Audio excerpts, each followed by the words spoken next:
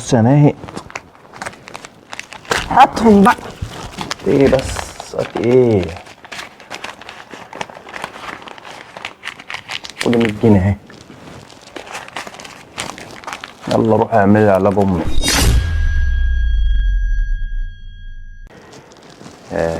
ايه خلصت الاكل؟ خلصت. الفلوس اللي كانت هنا فين؟ فلوس ايه؟ اللي كانت هنا. سيب الزفت الطين ده على سيب. خلاص انا اللي خدته. ايه المشكله يا ناهد؟ يعني ايه خدتهم يا محمد؟ هو انا اشتغل ويطلع عين اهلي وفي الاخر خالص تاخد انت الفلوس دي علاج امي؟ وانا عيل صغير عشان تديني 100 جنيه؟ عيل صغير؟ فلوس يا ستي. اطلع اشتغل واصرف على ايه نفسك. المشكله يا ست اما ناخد منك؟ ايه المشكله؟ في ايه؟ ما انت خدت مني كتير، اعتبريه دين عليكي. استغفر إيه يا الله ست العظيم يا انتي؟ رب. يا عم قلت لك علاج امي. علاج امك يا ست تتعالج المره الجايه، الشهر الجاي يا ناهد، مش هتدقي بقى المره الجايه بقى يا ناهد، ما تقعديش بقى تحرقي. في ايه يا ناهد؟ ما كانتش فلوس ديت يا ناهد انت عطيتها لي. في ايه؟ الحته ب 500 جنيه كلهم يعني يغلوا عليا. وامي يا محمد؟ امك هرضيها الشهر الجاي. يا محمد ده علاج يا محمد، ما ينفعش يتاخر. انت عملت كام ربنا يكرمك؟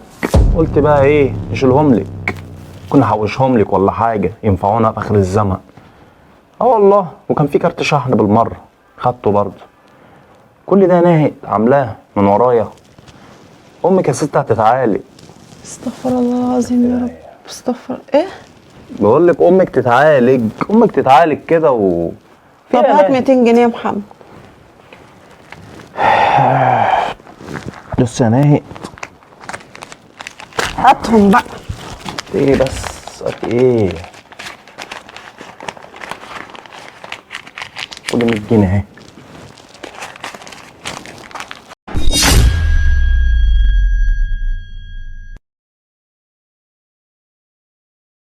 يلا روح اعملي علاج امك.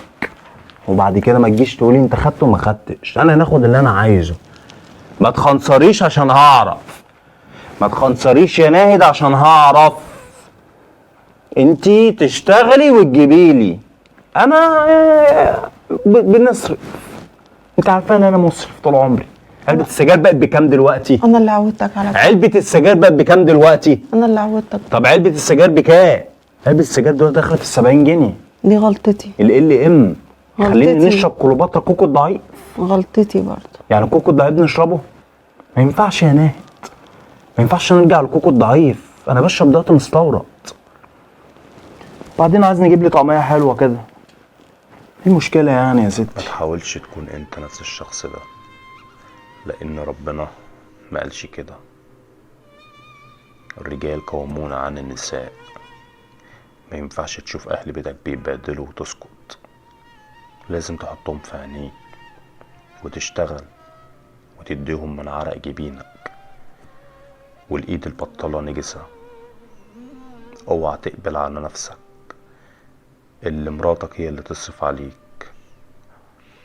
يا رب تكون رسالتنا وصلت، واتمنى الشير والدعم منكم عشان احنا بنتعب من اجلكم.